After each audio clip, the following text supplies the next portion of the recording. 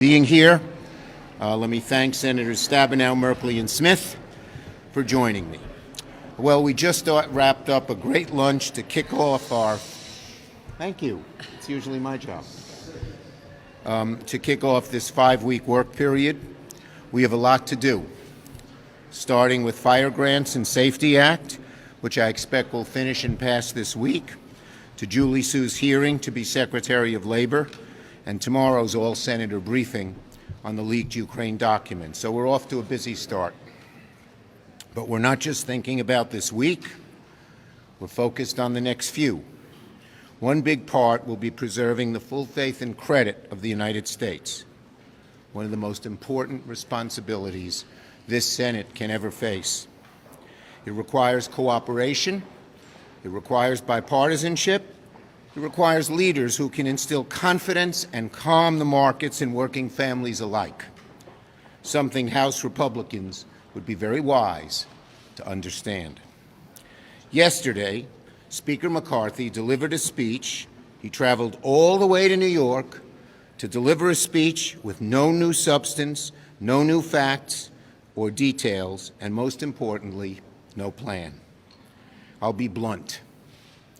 If Speaker McCarthy continues in this direction, he is heading the country into default. Let me say that again.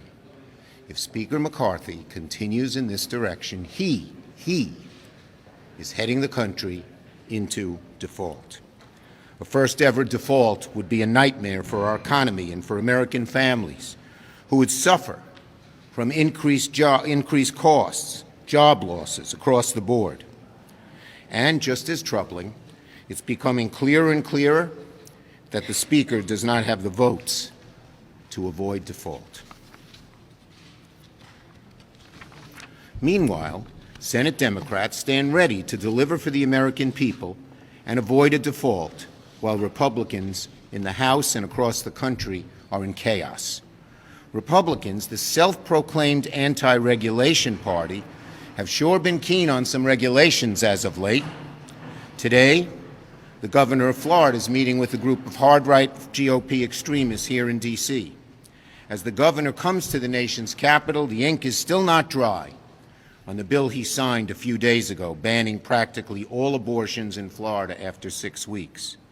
Idaho is now the first state to explicitly outlaw out-of-state abortions. That's sinister. Freedom of choice is not the only victim of GOP radicalism. Over 11,000 Americans have died from gun violence in the U.S. this year.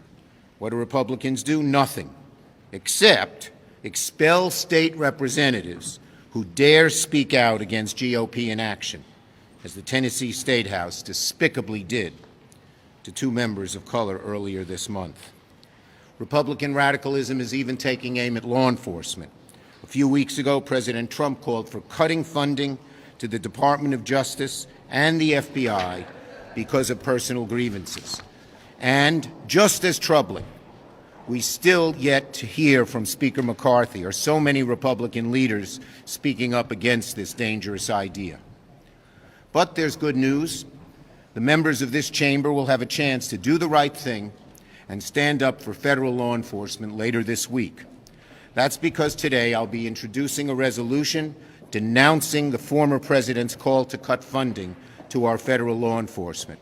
And senators will choose between standing with President Trump and his dangerous views that we ought to cut funding for law enforcement and the FBI, or they will stand with the public servants who even risk their lives to keep America safe. Do Republicans agree with President Trump that funding for federal law enforcement who guard against terrorism and CCP encroachment should be cut or eliminated? Again, this is the kind of resolution that should pass unanimously. If Senate Republicans block this provision, they'll be telling the American people that the GOP has been utterly consumed by extremism, where not women, not schools, not even federal law enforcement are safe. So I promise you this. Senate Democrats will not be dissuaded or deterred by radical Republican agenda across the country. We'll keep working for the American people, delivering results, giving families the tools, the resources they need to lead a better life. And now, Senator Stabenow. Wherever she may be.